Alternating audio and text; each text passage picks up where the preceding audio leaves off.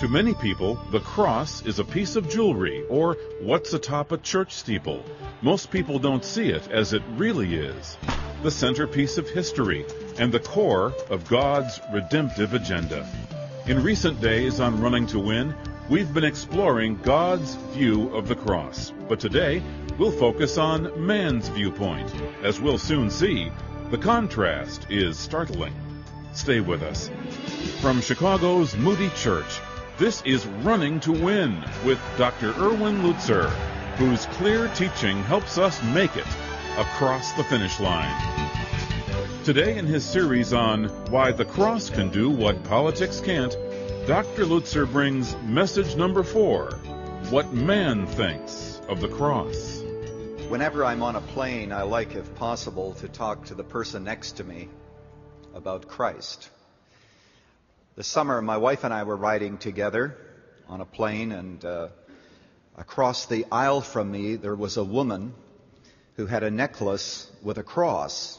And ever wanting to be the person to build a bridge into people's lives and to try to find out where they might be spiritually, I said to her, "Thank you for wearing that cross." I said, "We really do have a great Savior, don't we?" And she looked at me and she said, "Well," she said, "I don't think that I maybe understand the cross like you do." She said, "Look at this." And she took the necklace, the pendants, and she put them in her hand, and she said, "Under the cross there is a Jewish star, and behind the Jewish star there is a little trinket to the Hindu god Om." She said, "I'm in social work, and I've discovered that people come to God in many different ways." Well, you can imagine the interesting discussion we had for the next 20 minutes as that plane was coming into a landing in Pittsburgh, as I had the opportunity to explain to her that you can put the cross on the same necklace as the god Om and other religions, but in reality, they can never be together. To think that the cross can be combined with other religions is to totally misunderstand it and to empty it of its power in your life.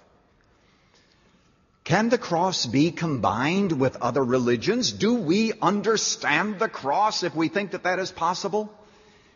I want you to know today that the cross is a great divide.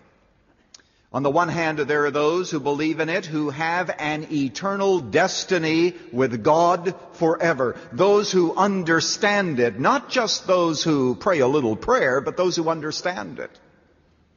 And on the other hand, there are those who despise it, though they think they honor it. After all, they may wear it as a necklace, but nevertheless they despise its message, and they will spend eternity elsewhere, and never the twain shall meet, ever.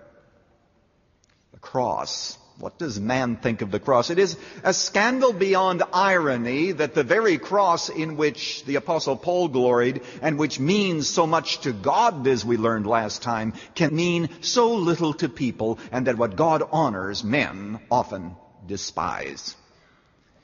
The passage I want you to turn to is 1 Corinthians chapter 1. 1 Corinthians chapter 1. City of Corinth, situated, of course, not too far from Athens. Some of us have been there. And the Apostle Paul wrote a letter to the fledgling church, which was once again one of those islands of righteousness in a sea of immorality. And he talks about the wisdom of this world. You'll notice 1 Corinthians chapter 1, verse 18, and he says, "For the word of the cross is to those who are perishing foolishness. But to us who are being saved, it is the power of God. For it is written, I will destroy the wisdom of the wise, and the cleverness of the clever I will set aside." Where is the wise man? Where is the scribe? Where is the debater of this age? Has not God made foolish the wisdom of the world?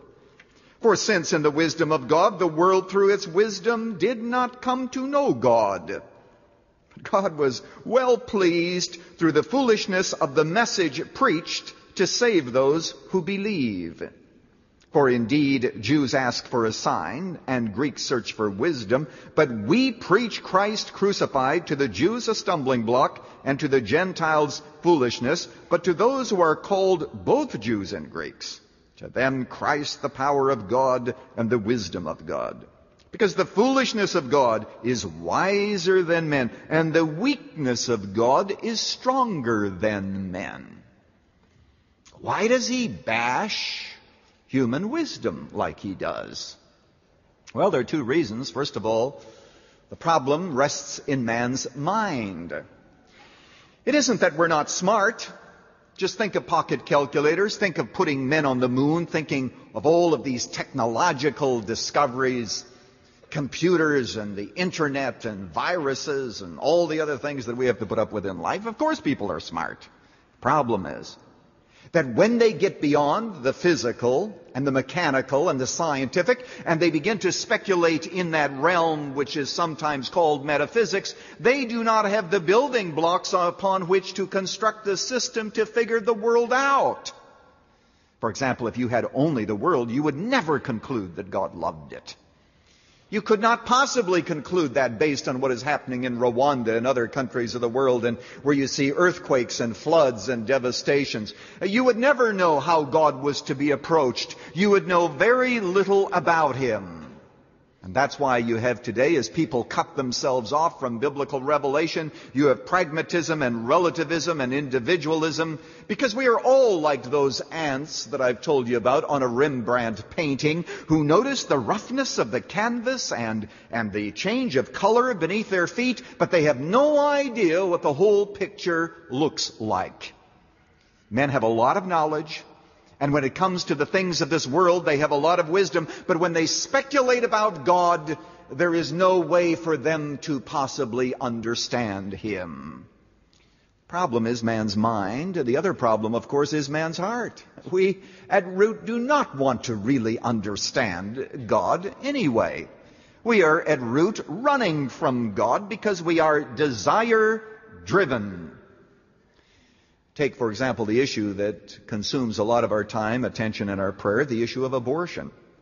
As you know, all of the evidence, theological, physiological, philosophically, medically, is on our side in this debate, that pre-born infants are actually infants.